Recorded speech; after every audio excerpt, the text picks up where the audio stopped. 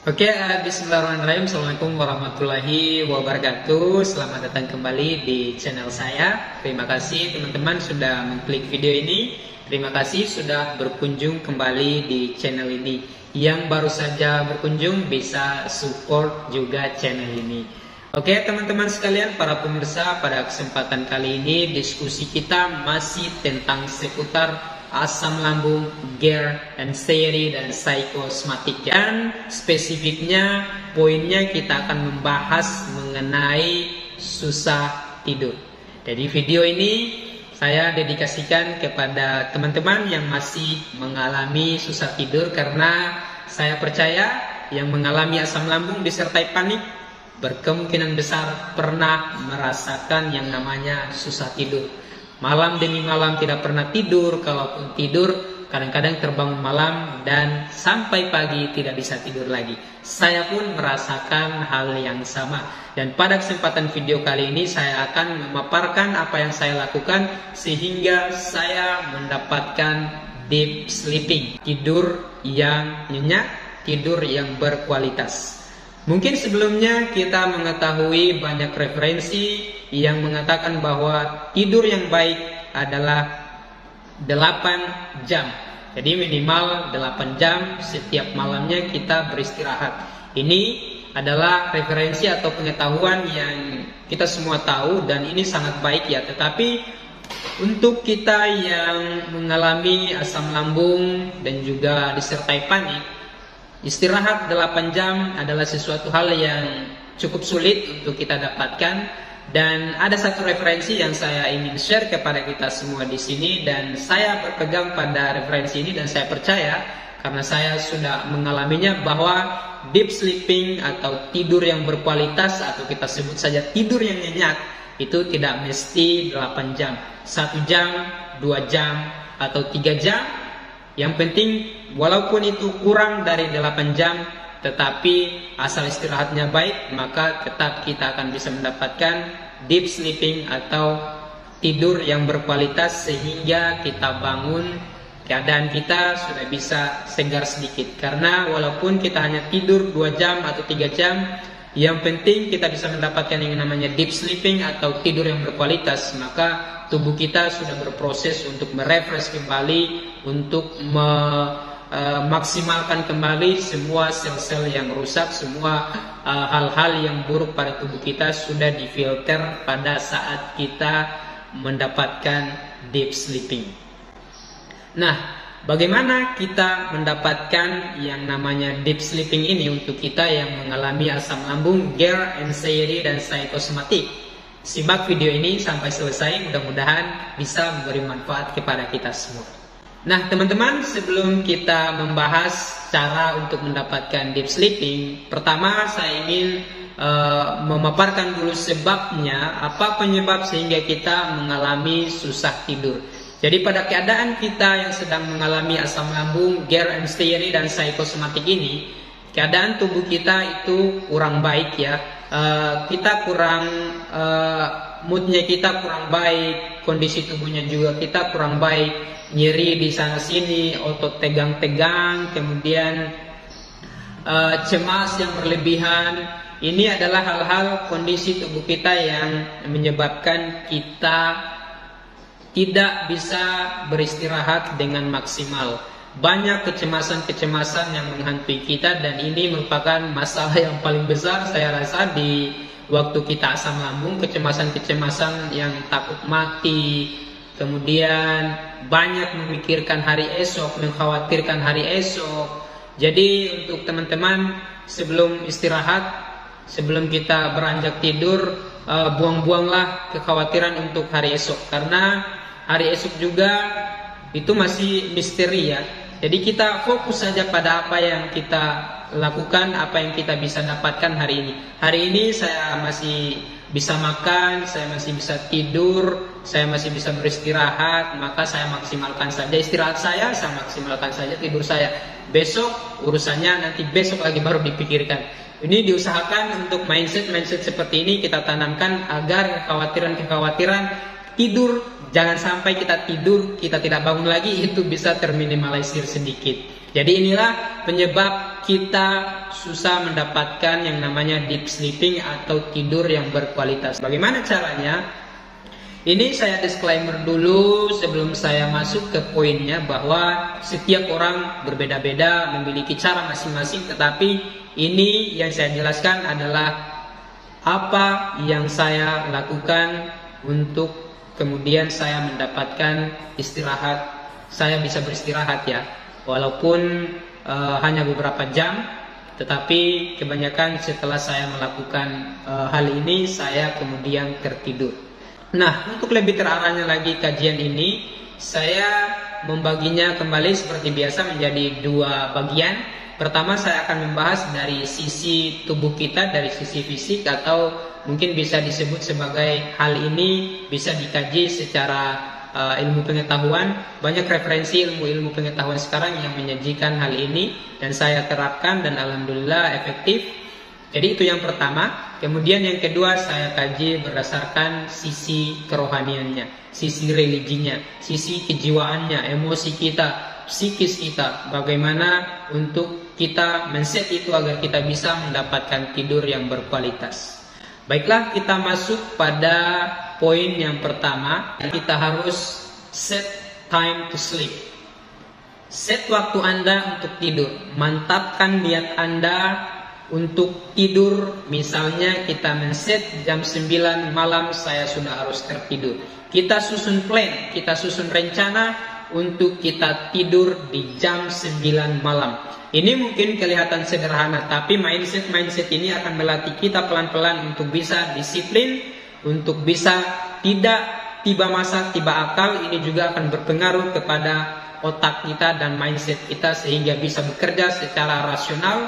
Dan ketika sudah rasional, maka segala efek-efek asam lambung, sensasi-sensasi kekhawatiran itu kita akan bisa minimalisir.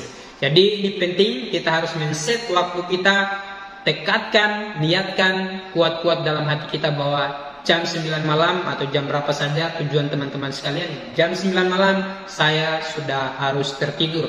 Saya kasih contohnya, misalnya di bulan Ramadan kita berniat puasa dan ingin sahur di waktu subuh, sebelum subuh, maka kemungkinan besarnya kita akan terbangun di waktu subuh. Kita berniat untuk tahajud tengah malam, maka insya Allah kita akan bangun juga tahajud tengah malam.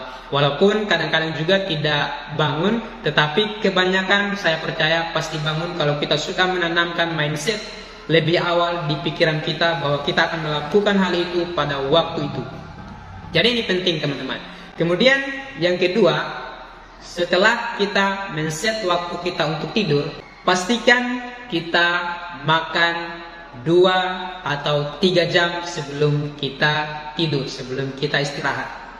Kenapa 2-3 jam kita harus mengkonsumsi makanan sebelum kita tidur?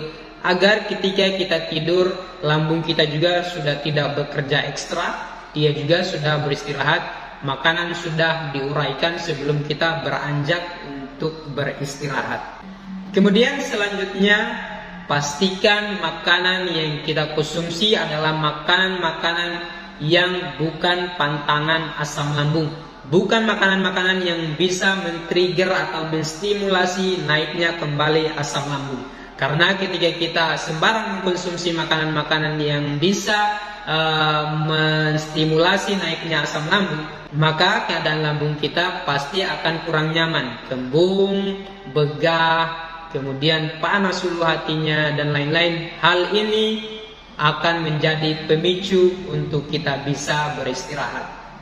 Maka seleksi dengan baik, pilih makanan-makanan yang kita aman ya untuk mengkonsumsi makanan-makanan ini. Kan sebelumnya kan kita sudah tahu bahwa makanan ini kalau saya konsumsi maka akan berefek, yang ini tidak, maka ambil yang aman-amannya saja. Tidak perlu makan banyak-banyak. Saya lebih menyarankan untuk mengkonsumsi air putih banyak ya, untuk memperbanyak mengkonsumsi air putih sebelum beristirahat. Kemudian selanjutnya, sebelum kita tidur, sejam atau setengah jam sebelum kita tidur, biasanya saya merefresh pikiran saya dulu. Bagaimana caranya merefresh pikiran saya? Saya menonton hal-hal yang lucu, komedi-komedi, kemudian yang lucu-lucu lah, atau teman-teman bisa menonton hal-hal yang lain. Intinya kita suka menonton atau melihat hal itu. Misalnya saya kalau bukan nonton komedi, saya lihat satwa-satwa itu ya, dunia fauna, flora dan fauna seperti itu. Saya biasa suka lihat-lihat hal seperti itu. Intinya kita menstimulasi pola pikir kita, otak kita untuk refresh kembali setelah berpikir satu hari full kita khawatir akan keadaan kita. Maka sebelum kita tidur kita refresh dulu, kita nonton yang lucu-lucu, ketawa, ini juga senyum. Itu semua bisa merenggangkan semua otot-otot kita sebelum kita beristirahat di tempat tidur kita. Jadi ini penting juga untuk teman-teman terapkan. Ini saran saya saja ya, ini apa yang saya lakukan. Kalaupun teman-teman yang lain punya hal yang berbeda, maka itu tidak jadi masalah. Itu akan menambah kekayaan hasanah berpikir kita. Selanjutnya setelah kita nonton itu biasanya kan sudah mulai ngantuk. Nah inilah di sini kritisnya ya. Di jam ngantuk yang pertama ini, di saat ngantuk yang pertama ini, sebaiknya teman-teman segeralah untuk bersiap-siap untuk beristirahat. Jangan lagi menunda. Seseru apapun tema tontonan kita, tinggalkan ketika kita sudah mulai mengantuk. Jangan kita selesaikan ya, jangan sampai selesai lama. Itu juga sampai siklus tidur kita, siklus ngantuk kita itu terlewat, maka kita akan begadang sampai pagi. Jadi ketika siklus tidur yang pertama itu datang, kita sudah mulai menguap dan kita sudah mulai mengantuk, maka segeralah bersiap-siap untuk tidur. Selanjutnya, carilah tempat yang nyaman. Di dalam rumah kita, di dalam kamar kita, ada sudut-sudut. Ada satu sudut-sudut atau ada satu ruangan-ruangan yang dimana di situ kita merasa nyaman. Kita bisa beristirahat di situ, kita bisa baring di situ, kita bisa duduk di situ, tidak peduli apakah di situ ada bed covernya atau ada apanya. Yang penting kita bisa beristirahat dengan nyaman. Kalaupun di situ tidak ada bed covernya, kita bisa mengambilkan selimut untuk alas kita tidur. Intinya sesuatu yang membuat kita nyaman, maka disitulah tempat peraduan kita. Duduk di situ, baring di situ, kemudian selanjutnya padamkan lampu. Ini saya sering lakukan, tetapi jangan gelap-gelap amat ya, karena ini juga bisa menstimulasi, bisa men-trigger datangnya kekhawatiran, gelap gulita, jangan sampai ada yang masuk kemudian membunuh kita. Ini sering ya pikiran-pikiran semacam ini. Jadi usahakan dia remang-remang, karena remang-remang itu nyaman ya. Pokoknya intinya bagaimana saya agak sulit untuk menjelaskan ini. Intinya sesuatu yang tidak gelap dan juga tidak terlalu terang. Nah, setelah itu teman-teman, kalau saya pribadi menyetel atau memutar lagu atau instrumen yang saya suka. Biasanya saya dengarkan instrumen. Ada kan di YouTube banyak instrumen-instrumen refleksi atau relaksasi atau motivasi pengantar tidur. Nah, instrumen-instrumen semacam ini saya sering dengarkan sebelum saya tidur. Jadi ketika saya sudah tidur itu sudah terputar. Itu kemudian saya baring. Selanjutnya di saat berbaring itu saya meregangkan semua otot-otot saya membuang semua pikiran-pikiran saya yang negatif. Mungkin ini juga agak sulit saya uraikan, tapi kalau kita rasakan, insya Allah teman-teman kalau merasakan pasti memahami apa yang ingin saya rasakan ini, karena seperti itu juga yang saya rasakan. Jadi ketika berbaring itu saya berusaha melepaskan semua pikiran, kekhawatiran untuk hari esok itu saya buang. Besoknya saja baru dipikirkan, karena pikiran kita sudah banyak. Besok kita mau pikirkan hari ini, itu akan bertubi-tubi lagi pikirannya. Maka kekhawatiran untuk besok biarlah besok baru kita pikirkan lagi. Sekarang kita fokus dengan kondisi kita yang sekarang, dan sekarang saya mau tidur. Maka regangkan semua otot dan juga refresh otak Anda, pikiran Anda. Jangan mau lagi untuk mengkhawatirkan hal-hal yang belum pasti. Kemudian selanjutnya yang terakhir, kita bisa berimajinasi. Kita bisa berpetualang di dunia angan-angan bahwa kita sekarang berada di tempat yang kita impikan. Misalnya kita ingin ke tanah suci. Pokoknya intinya kita pikirkan yang indah-indah.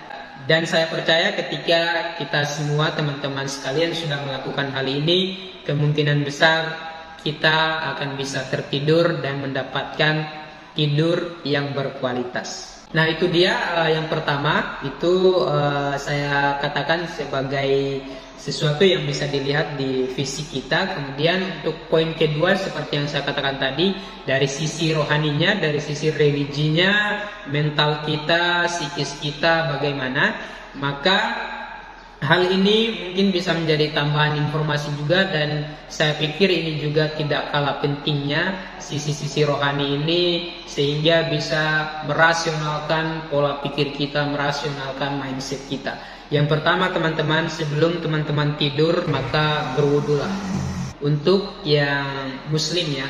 Tapi intinya adalah kita melakukan sesuatu yang bisa merubah perspektif kita, merubah mindset kita dari cemas menjadi tidak. Dan ini adalah proses-proses rohani yang sesuai dengan kepercayaan yang saya anut. Kalaupun teman-teman bukan muslim, maka setiap dari agama saya percaya memiliki sesuatu treatment untuk membuat kita bisa mengurangi rasa was-was itu. Dan di sini saya sarankan untuk berwudu sebelum kita beristirahat. Dicoba saja dulu teman-teman berwudu. Setelah berwudu, saya tidak tahu membahasakannya seperti apa ya, tetapi saya pribadi merasakan ada sebuah rasa segar, nyaman setelah saya melakukan wudu. Kemudian yang kedua, sebelum kita tidur, diusahakan untuk membaca ayat-ayat Al-Quran.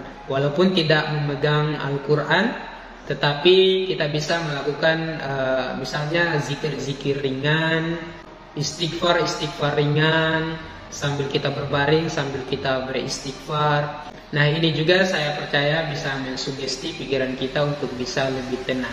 Kemudian yang terakhir, sholawat. Di saat berbaring kita sembari dengan sholawat. Intinya kita niatkan bahwa mudah-mudahan kita diberi kesembuhan, mudah-mudahan besoknya kita bangun kondisi kita lebih baik, mudah-mudahan bisa beraktivitas kembali seperti biasa sambil sholawatan. Saya biasanya seperti itu sampai akhirnya saya tertidur. Dan walaupun saya terbangun jam 4, jam sebelum subuh, biasanya saya bangun sebelum subuh ya, kebanyakan saya bangun sebelum subuh. Tetapi kalaupun saya bangun di jam 3, di jam 4, itu saya tetap merasakan biasanya otot-otot saya sudah agak refresh sedikit, sudah agak segar sedikit. Jadi teman-teman, itu yang bisa saya sampaikan pada kesempatan kali ini. Kembali lagi, mudah-mudahan ini bisa memberi manfaat kepada teman-teman sekalian. Walaupun ini tidak menjadi obat, tetapi setidaknya bisa menjadi pelipur lara, bisa menjadi teman teman-teman saat sedang menyendiri, sedang menanti sensasi datang. Mudah-mudahan dengan datangnya video ini, sensasi itu tidak jadi datang karena sudah menonton video ini.